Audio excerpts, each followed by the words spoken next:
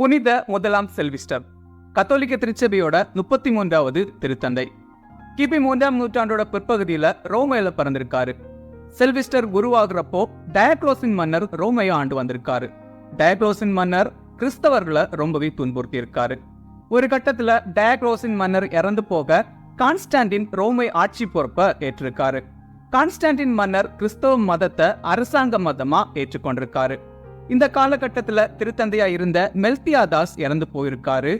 செல்விஸ்டர் கத்தோலிக்க திருச்சபையோட 33வது திருத்தந்தையா பதவியேற்றிருக்காரு.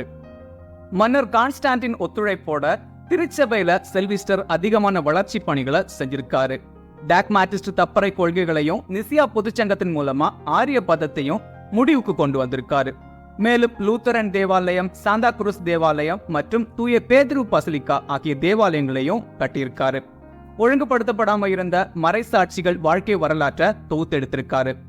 செல்விஸ்டர் காலகட்டத்துல தான் ஞாயிற்றுக்கிழமை விடுமுறை நாளாவும் ஆண்டவருக்கான நாளாவும் அறிவிக்கப்பட்டிருக்கு. தொலைநோக்கு பார்வையோட பல்வேறு பணிகளை திருச்சபையில செஞ்சிருக்காரு செல்விஸ்டர். திருச்சபையோட வளர்ச்சிக்கு பெரிதும் உதவியா இருந்த செல்விஸ்டர் கிபி 335ஆம் ஆண்டு இறந்து போயிருக்காரு. செல்விஸ்டர் மட்டும்தான் மறைசாட்சியா இல்லாம புனிதர்கள் கூட்டத்துல சேர்ந்த முதல் புனிதர் அப்படிங்கிறதும் குறிப்பிடத்தக்கது. டிசம்பர் 31 புனித முதலாம் செல்விஸ்டரோட ஃபீஸ்ட் டே.